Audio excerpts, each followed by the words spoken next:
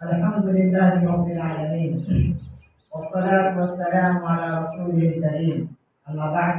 فأعوذ بالله من الشيطان الرجيم بسم الله الرحمن الرحيم إن الله لا يغير ما بقوم حتى يغيروا ما بأنفسهم گویا آج اپنے زخم پنہا کر کے چھوڑوں گا گویا آج اپنے زخم پنہا کر کے چھوڑوں گا لہو رو رو کے محفل کو گلستہ کر کے چھوڑوں گا جلانا ہے مجھے ہر شمع دل کو سوز پنہا سے تیری تاریخ راتوں میں چراغا کر کے چھوڑوں گا مجھے اے ہم نشین رہنے دے شبر سینے کعبے میں کہ میں دعوے محبت کو نمایاں کر کے چھوڑوں گا دکھا دوں گا جہاں کو جو میری آنکھوں نے دیکھا ہے تجھے بھی صورت عین اخیرا کر کے چھوڑوں گا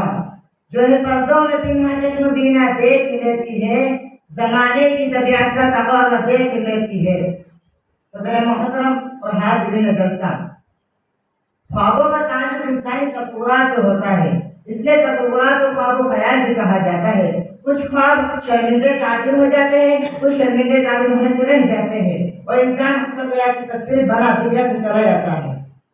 لیکن خواب پھر خواب ہوتا ہے۔ انسان صرف جانتے ہوئے خواب دیکھنا بند نہیں کرتا، تصورات پہلے تعمیر کرنا بند نہیں کرتا، اس کا خواب حقیقی اور خارجی دنیا میں ضرور پسند ہو یا نہ ہو اور تصورات محل بناتا ضرور ہے۔ اور خواب سے زیادہ بہتر حال ہے کہ انسانی فطرت ہے اور ہر انسان سے اس فطرت کا ظہور ہوتا ہے۔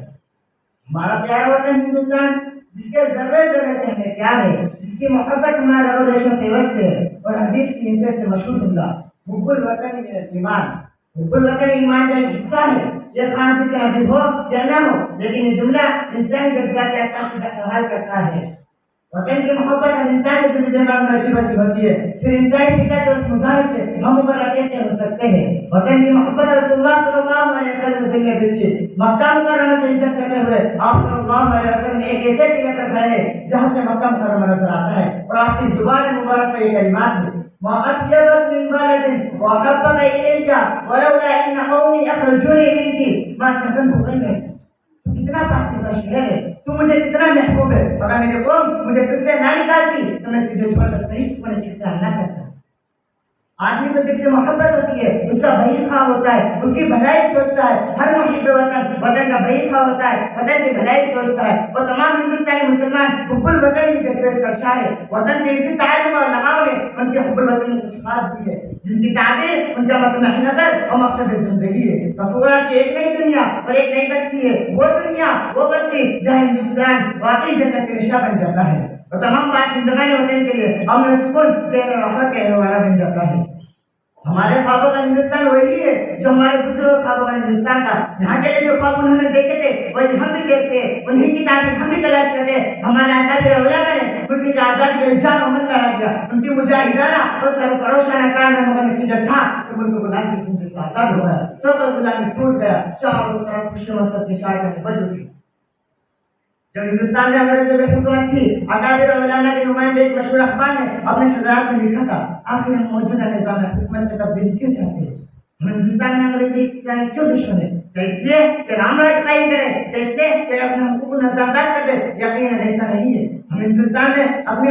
ہندوستان میں ایک نئی قومی جمہوریت کے لیے اس لیے جدوجہد کر رہے ہیں کہ ہم اپنے قومی اور مذہبی حقوق سے پوری طرح متمتع ہوں گے، ہمارے ضابطے اور قوانین کو ختم کر دیں گے اور ختم کرنے کی جدوجہد کریں گے جو ہمارے حقوق پر انداز ہوتے ہیں۔ ہم اس مطالبے سے کس طرح دستبردار نہیں ہو سکتے جہاں تک مسلمانوں کا تعلق ہے ان کی زندگی پر پوری طرح اسلام شریعت حاوی ہوئی۔ افسوس کہ اب تک منتظر نہیں ہے، بلکہ دن بدن اس کی راہ میں رکاوٹیں کھڑکتی جا رہی ہے، لیکن اس کے باوجود ہم اپنے خوابوں کے ہندوستان سے دستبردار ملک میں جان نہیں۔ اگر ہندوستان میں ہم نے سکون چین اطمینان کی فضا قائم ہو یہ ہمارا خوابوں کا ہندوستان ہوگا۔ اگر کوئی ایک دوسرے سے دستبردار نہ ہو، اقلیت و اقلیت کے نام پر ظلم بازار نہ ہو، فرقہ وارانہ تشدد رونما نہ ہو، یہ ہمارے خوابوں کا ہندوستان ہوگا۔ اگر ہندوستان میں شراب پر پابندی لگا دی جائے، جوا سکتے بند کرا دیا جائے، یہاں کا نوجوان مغربی کے دلدار نہ ہو، یہاں کی عورتیں مشرقی کے اپنے باعث نہ سمجھے، ان کی عصمت محفوظ ہو، یہ ہمارے خوابوں کا ہندوستان ہوگا۔ اگر ہندوستان میں تعلیم عام کر دی جائے، مفت تعلیم کا بندوبست کر دیا جائے تو یہ ہمارے خوابوں کا ہندوستان ہوگا۔ اگر بنیادی دستور کی دفعہ 44 جس میں یونیفارم سویل کوڈ کی تشکیل کا مشورہ ہے حذف کر دیا جائے، یہ ہمارے خوابوں کا ہندوستان ہوگا۔ محترم حاضرین السلام، ہمارے خوابوں کا ہندوستان اس کے ایک دائرے میں محدود نہیں، اس کے مختلف پہلو، مختلف جگہ کے ہر پہلو، ہر جگہ کے الگ الگ تقاضے ہیں۔ ہندوستان کو اپنے خوابوں کا ہندوستان بنانے کے لیے باشندگان ہند کو سخت جدوجہد کرنی پڑے گی۔ یہ جدوجہد جنگ آزادی کی جدوجہد سے کم نہیں، اس سے زیادہ ضرورت لینا چاہتی ہے، تبدیلی چاہتی ہے، تغیر چاہتی ہے۔ اللہ تعالیٰ کا ارشاد ہے ان اللہ لا یغیر ما بقوم حتی یغیروا ما بانفسہم۔ خدا نے آج تک اس قوم کی حالت نہیں بدلی، خدا نے آج تک اس قوم کی حالت نہیں بدلی، نہ ہو خیال جس کو آپ اپنی حالت بدلنے کا۔ یہ تغیرات چاہتی ہے، تبدیلی چاہتی ہے، اپنے آپ میں تبدیلی، اپنے گھر میں تبدیلی، اپنے سماج و ماحول میں تبدیلی، ایسی تبدیلی جس سے سارے ہندوستان کا سر فخر سے اونچا ہو سکے، جو باشندگان وطن کے لیے پیغام سرخروئی اور سربلندی ہو، جہاں اللہ کی زمین پر اللہ کا نام لیا جائے، جہاں انسان بھید بھاؤ ختم کر دیا جائے، جہاں منوتر تفریح اٹھا دی جائے، جہاں زمین پر بسنے والا ہر فرد کو انصاف ملے، جہاں عدل کا معیار، ذات برادری، مسلک و مذہب، دوستی و دشمنی نہ ہو، جہاں دولت میں غربا و مساکین کا حق سمجھا جائے، جہاں ہر شخص اپنی ذمہ داری فرائض محسوس کرے، جہاں سیاست بہت اقتدار کا ذریعہ نہ ہو، جہاں اقتدار مفاد پر سجائے نہ ہو، جہاں طاقت و طاقت نشے و چھوٹ اور بڑائی کے ذہن میں مبتلا نہ دکھائی دے۔ اگر ایسا ہندوستان وجود میں آیا ہے تو ہمارا خواب کا ہندوستان ہوگا، جو خواب پورا ہو یا نہ ہو ہم خواب تو دیکھتے ہی رہیں گے، اس کی جدوجہد کرتے رہیں گے۔ سن اے غافل صدا میری، یہ ایسی چیز ہے جس کو سن اے غافل صدا میری، یہ ایسی چیز ہے جس کو وظیفہ جان کر پڑھتے گائے دوستانوں میں۔ وطن کی فکر کا نادا مصیبت آنے والی ہے، وطن کی فکر کا نادا مصیبت آنے والی ہے، تیری بربادی ہے کہ مشورے ہے آسمانوں میں۔ یہ خاموشی کہاں تک لذت فریاد پیدا کر، یہ خاموشی کہاں تک لذت فریاد پیدا کر، زمین پر تو ہو تیری صدا ہو آسمانوں میں۔